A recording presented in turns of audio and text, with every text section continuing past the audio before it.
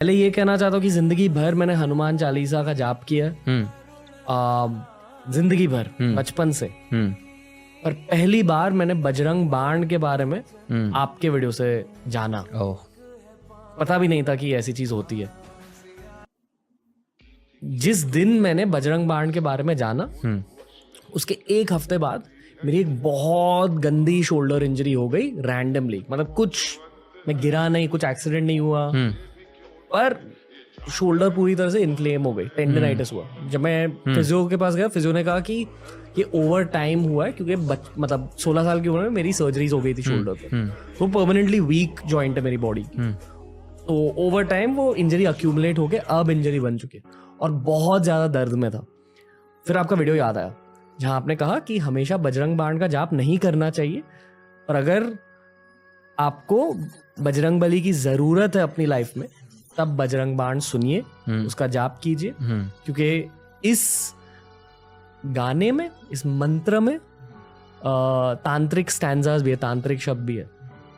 हाँ, कुछ कुछ ऐसे वर्ड्स हैं जो जिसका अगर आप प्रोनाउंस करेंगे जिसको, तो वो आपको पावर देता है, बीज मंत्र की तरह है। लेकिन वो बीज मंत्र नहीं है। जैसे शब्द योग की मैंने बात करी, एक वर्ड होता है जो एनर्जी दे सकता है, तो उस प्रकार के वर्ड। जी, जिन लोगों ने आपका वो वाला बजरंग बाण का वीडियो नहीं देखा है, और आई फील कि बहुत सारे लोगों ने आपका वो वीडियो देखा है, हाँ, स्पेशली जो लोग ये पॉडकास्ट सुन रहे हैं, हाँ, पर जो लोग पहली बार आपसे मिल रहे हैं इंटरनेट के थ्रू, बजरंग बाण के बारे में बताइए।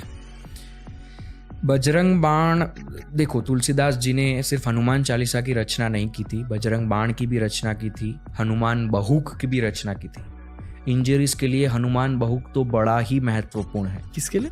इंजरीज, अगर आपके जीवन में कोई है, कोई रोग है, कोई डिजीज है जिसको आपको क्योर करना है, the last option Hanuman Bahuk. Tulsidas ji जब बहुत पीड़ा से गुजर रहे थे, तब उन्होंने हनुमान बहुक की रचना की थी और उनकी पूरी बॉडी हील हो गई थी। वो उनके लास्ट स्टेज की बात है लाइफ की। तो हनुमान बहुक लंबा है, छोटा नहीं है, हनुमान चालीसा जैसा। उसको पढ़ेंगे तो उसमें तुलसीदास जी ने अपने पेन का वर्णन किया है और कैसे वो पेन हील हुआ, उसका एक्सपीरियंस का वर्णन किया है। और वो ही खुद एक कॉन्सिक्रेटेड बहुक बन गया। कॉन्सिक्रेटेड का मतलब सिंपल वे में कहे तो कोई भी ऐसी चीज़ जो किसी ने इस्तेमाल करी और उसकी वजह से वो पावरफुल हो गई, दैट्स अ कॉन्सिक्रेशन। अगर मैं अभी कोई मंत्र अपने अंदर से निकालता हूँ, किसी को देता हूँ, तो वो मेरा कॉन्सिक्रेटेड मंत्र है। गले में रुद्राक्ष पहना है, रुद्राक्ष का एक बीड तोड़ा और कोई मंत्र मेरे पास है, उससे मैंने उसको एनर्जाइज किया, तो वो कॉन्सिक्रेट हो गया और वो मैंने उसको दे दिया, तो वो सामने वाले इंसान को उस प्रकार से हेल्प करेगा। इसी प्रकार से हनुमान बहुक भी एक कॉन्सिक्रेटेड स्टैंजा, लाइन्स, वर्ड्स हैं। बजरंग बाण भी उसी प्रकार के वर्ड्स हैं। लेकिन बजरंग बाण में क्या होता है कि तंत्र पर्सपेक्टिव से बात करें बजरंग बाण की, तो धमकियां दी जाती है। तंत्र अगर हम देखेंगे ना, तो तंत्र में ये होता है कि आप भगवान के साथ ऐसे बात नहीं कर रहे हो कि वो भगवान है, आप उनके साथ फाइट कर रहे हो, आप उनको डांट रहे हो। आप ब्लैक मैजिक में अगर देखोगे तो भगवान को, मैं ये कहना तो नहीं चाहता, लेकिन गालियां भी दी जाती है।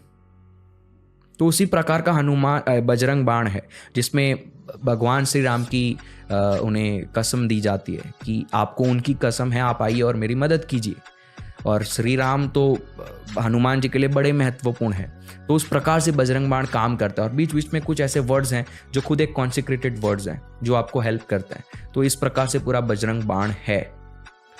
मुझे बहुत ज्यादा ताकत मिली है बजरंग बाण से, बहुत मिलती है। मुझे दुख इस बात से महसूस होता है कि मैं हर दिन नहीं सुन सकता बजरंग बाण। बिल्कुल, और सुनना भी नहीं चाहिए। नहीं, मैं तो ये कहता हूँ हनुमान चालीसा भी लोग करते हैं रोज, दैट्स गुड।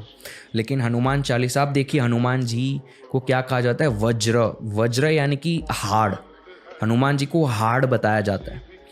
अगर हम देखें एक अलग पर्सपेक्टिव से, अगर हनुमान चालीसा को भी देखने की कोशिश करें, तो अगर आप उसको रोज करते हैं ना, तो वो आपकी सेंसिटिविटी को मिटा देता है, आपको हार्ड बना देता है। और जो साधना करते हैं या मेरे जैसे स्पिरिचुअल इंसान है जिसको सेंसिटिविटी की जरूरत है, तो वो उसे डिस्ट्रॉय कर देता है। तो मैं हनुमान चालीसा भी हर रोज नहीं करता हूँ। पर आपको सेंसिटिविटी की जरूरत क्यों है? सेंसिटिविटी की जरूरत तब होती है, जैसे मैंने कहा चिदम्बरम मंदिर में मुझे जाना है, तो वो सेंसिटिविटी होगी तो I can use that energy for my betterment, तो वो आपकी खत्म हो जाती है।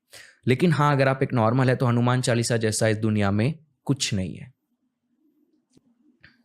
आप 23 साल के हो, आप हर दिन महामृत्युंजय मंत्र का जाप कर रहे हो। हाँ, क्या बदलाव आया आपकी जिंदगी में? ईजी हो गई लाइफ। जैसे मैंने कहा, जब आपके कर्म आपके साथ घूमते रहते हैं ना, खराब चीज़ें, तो आपकी लाइफ में अप्स एंड डाउन्स होते, हमारी लाइफ में अप्स एंड डाउन्स इसी वजह से होते हैं। अब अच्छी ज़िंदगी चल रही है, अचानक से हम फिर से कुछ ऐसा हो जाता है कि बहुत सारी चीज़ें गलत होने लगती है। कुछ लोग अमीर होंगे लेकिन तब भी डिप्रेस्ड हो जाएंगे। तो ये सब कुछ आपके कर्म की वजह से होता है। I am a firm believer of Karma. तो महामृत्युंजय मंत्र ने मेरी लाइफ को इतना ईजी बना दिया है कि मेरी लाइफ अब स्टेबल है। अब अगर कोई नेगेटिव चीज़ भी हो रही है तो वो मेरे कर्म की वजह से नहीं हो रही है। That just because of that moment जो मैंने एक्शन करी, वो उस समय ही मुझे पता है कि अब मुझे क्या करना है, and I can like heal that at that moment. तो वो ताकत मुझे मिलती है महामृत्युंजय मंत्र से। okay. मैं मजाक नहीं कर रहा हूँ, पर जब मैंने इस मंत्र का जाप स्टार्ट किया अपनी लाइफ में, 1 महीने के अंदर मेरा ब्रेकअप हो गया। तो शायद उस इंसान की ज़रूरत नहीं थी लाइफ के इस फेज में। मे बी यही है ना, आपके जिस वजह से आपके कर्म बिल्डअप होने वाले होंगे या हो रहे हैं, यू नेवर नो क्या होगा क्या नहीं होगा। लोगों के 10-10 साल के रिलेशन के बाद भी डिवोर्स हो जाता है। वाई? जैसे हमने शुरुआत में बात करी कि एनर्जीज मैच होती है, मे भी कुछ ऐसी चीज़ होने वाली होगी जिससे आपके कर्म ऐसे बिल्ड होंगे कि आपका जो संचित वेयर हाउस है जो आपका, वो भर जाएगा पूरा, और अगले जन्म में आपको बड़ी पीड़ा होगी। तो वो चीज़ से आपको महामृत्युंजय मंत्र ने बचा लिया। तो दैट्स द पावर जो आपने फेस किया, जो आपने फील किया।